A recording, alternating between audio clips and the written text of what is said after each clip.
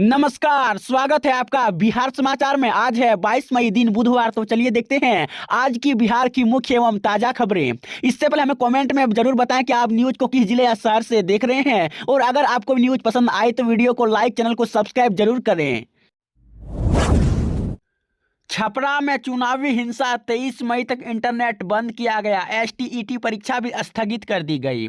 आपको बता दें कि छपरा में मतदान के बाद दो गुटों के बीच हुई हिंसक झड़प में एक राजद समर्थक की गोली मारकर हत्या कर दी गई है, जबकि दो लोग गोली लगने से घायल हो गए हैं। इस घायलों को पीएमसीएच में भर्ती कराया गया है, जहां एक की हालत नाजुक बनी हुई। इस घटना के बाद केंद्रीय बलों को मुख्यालय में तैनात रखने का निर्देश दिया गया है। वहीं रेप और सीआरपीएफ के जवानों की तैनाती संवेदनशील स्थानों पर करने का निर्देश दिया गया। वहीं सारण जिले में 23 मई तक इंटरनेट सेवाएं बंद करने का आदेश गृह विभाग ने दिया है। वहीं 22 और 23 मई को होने वाली एसटीईटी परीक्षा को भी स्थगित कर दिया गया है। गृह विभाग के अपर मुख्य सचिव ने आदेश जारी किया है।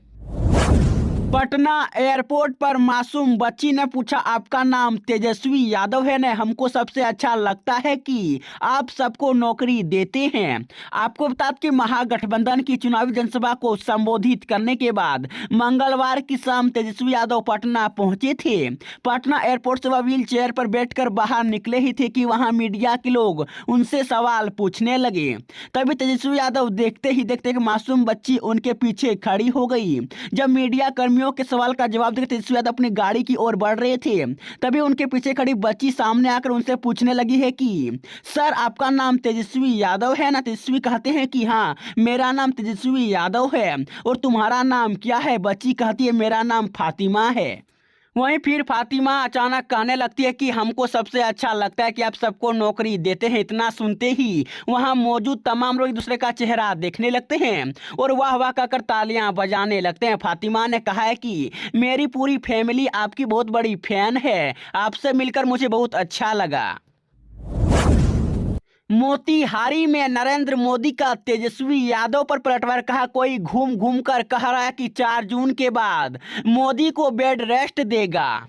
आपको बता दें कि मोतिहारी में चुनावी जनसभा को संबोधित करते हुए प्रधानमंत्री नरेंद्र मोदी ने कहा कि आजादी के बाद केंद्र की सत्ता में आई कांग्रेस ने सिर्फ एक परिवार को आगे बढ़ाने में अपना पूरा जोर लगा दिया है। कांग्रेस और उसके साथियों ने मिलकर देश के 60 साल बर्बाद कर दिए, वहीं 3-3 पीढ़ियों का जीवन तबाह कर दिया। आजादी के 60 से 70 साल के बाद जब देश की जनता ने गरीब माँ बेटे को सेवा करने का अवसर दिया, जब मोदी आया तो हर घर में शौचालय पहुंचा, बिजली पहुंची। ये मोदी है जिसने हर घर में गैस पहुंचाने का बीड़ा उठाया है। वहीं प्रधानमंत्री ने चुनावी रैली को संबोधित करते हुए कहा कि कांग्रेस और आरजेडी ने आपको सिर्फ तरसा रखा है। 60 वर्षों में इन लोगों ने बड़े बड़े महल बनाए हैं, स्विस बैंकों में उनके अकाउंट खुल गए हैं। आपके पास पेट भरने की अन्न नहीं था, लेकिन इन लोगों की तिजोरियां और अलमारी नोटों की गड्डियों से भरी हुई थी। आपके बच्चों के पास पढ़ने के लिए स्कूल नहीं था, लेकिन इनके बच्चे विदेशों में जरूर जाकर पढ़ते हैं। लोकसभा चुनाव के बीच राहुल गांधी को बड़ा झटका लगा है। अमित शाह के खिलाफ टिप्पणी मामले में समन जारी किया गया। एमपी एमएलए कोर्ट में हाजिर होने का आदेश दिया गया है।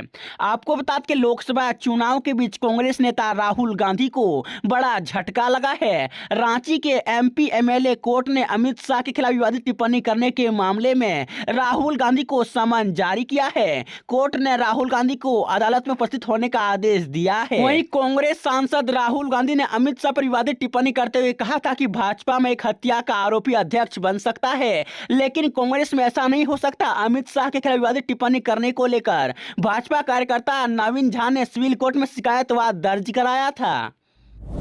लोकसभा चुनाव के बीच सीएम नीतीश को बड़ा झटका लगा है। जेडीयू के इस नेता ने दिया इस्तीफा। आपको बता दें कि लोकसभा चुनाव को लेकर बिहार में सियासी पारा गर्म है। इस बीच 5 चरण का मतदान हो चुका है। वहीं अब जेडीयू नेता जवाहरलाल भारद्वाज ने पार्टी की प्राथमिक सदस्यता से इस्तीफा दे दिया, जिसके बाद बिहार में सियासत और भी गर्म हो गई है। बता दें कि त्याग पत्र में उन्होंने जदयू के कुछ शीर्ष नेताओं पर धूल मूल रवैये अपनाने और जिला स्तर तक पार्टी में घोर जातिवाद रहने का आरोप लगाया है। वहीं जवाहरलाल भारद्वाज ने कहा कि बेलगाम अफसरशाही, आम जनता, सशस्त्र और लेकिन पार्टी का सहयोग नहीं मिलने के डर से कोई भी स्वाभिमानी कार्यकर्ता आवाज उठाने से डरने लगा है। वहीं आपको बता दें कि आगे जवाहरलाल भारद्वाज ने कहा कि मुख्यमंत्री नीतीश कुमार ने पार्टी का एनडीए से गठबंधन किया तो जदयू के अधिकांश कार्यकर्ताओं ने जातिवाद कर वर्तमान लोकसभा चुनाव में गठबंधन धर्म का पालन नहीं किया। कुछ नेताओं ने तो विपक्षी दल को सहयोग तक पहुंचाया है। साथ ही आगे उन्होंने कहा है कि जदयू कभी सर्व समाज की पार्टी हुआ करती थी, लेकिन अब यह जाति विशेष का पार्टी बनती जा रही है। वहीं आगे उन्होंने प्रदेश अध्यक्ष से इस्तीफा स्वीकार करने का अनुरोध भी किया है। ललन सिंह का तेजस्वी यादव पर हमला, कहा जनता को बताएं कैसे किया बर्बाद। आपको बता दें कि बिहार में लोकसभा चुनाव के बीच सारण में हिंसा को लेकर जमकर सियासी घमासान जारी है। इस बीच जदयू के पूर्व राष्ट्रीय अध्यक्ष ललन सिंह मंगलवार को गोपालगंज पहुंचे थे, जहां एनडीए प्रत्याशी और जदयू सांसद डॉक्टर आलोक कुमार सुमन के पक्ष में उन्होंने चुनाव प्रचार किया। इस दौरान ललन सिंह ने बिहार के उप मुख्यमंत्री तेजस्वी यादव पर निशाना साधते हुए कहा है कि तेजस्वी यादव के पास जनता से वोट मांगने का कोई आधार नहीं है। एनडीए विकास के एजेंडे पर वोट मांग रहा है।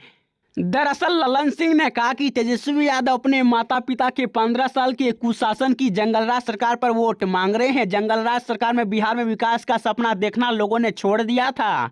वहीं आगे जंगलराज की याद दिलाते हुए ललन सिंह ने कहा कि लोगों ने लालू राबड़ी सरकार में कानून व्यवस्था की स्थिति देखी थी, जब बिहार में अपहरण उद्योग रहा था। आज सीएम नीतीश कुमार के शासन में अपराध रुक गया है और कानून व्यवस्था का राज स्थापित हो गया है। छठे चरण में जेडीयू तो सातवें चरण में बीजेपी की अग्नि परीक्षा, महागठबंधन भी जोर आजमाइश को तैयार है।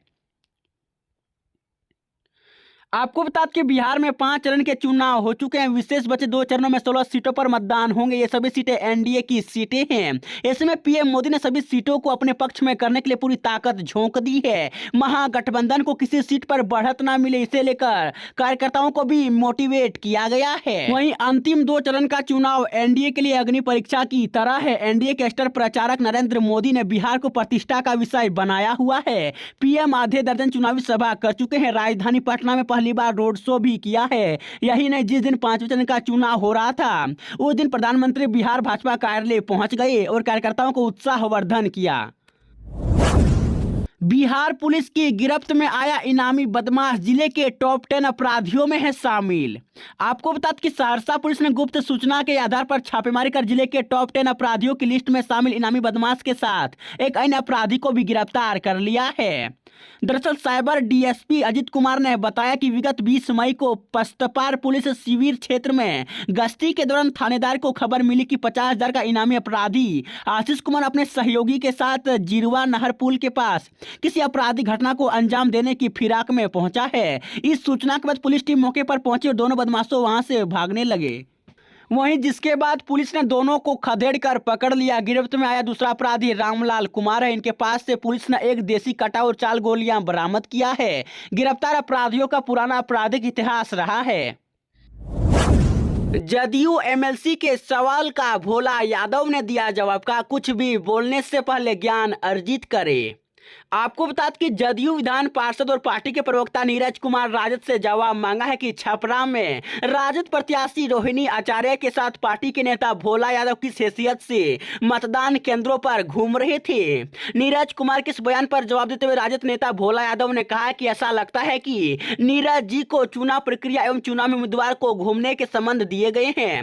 निर्देश का कोई ज्ञान नहीं है। वे चुनाव मैन्युअल को पढ़े और ज्ञान अर्जित करे तब प्रेस वार्ता करे। दरअसल भोला यादव ने कहा कि चुनाव मैनुअल कहता है कि उम्मीदवारी के साथ चालक के अलावा 3 लोग चुनाव के दिन घूमेंगे। उसका विधिवत परमिशन निर्वाचित पदाधिकारी देते हैं। उससे उम्मीदवार के साथ मेरा भी नाम शामिल था और परमिशन निर्वाचित पदाधिकारी का लाल रंग के पेपर में गाड़ी में सटा हुआ था।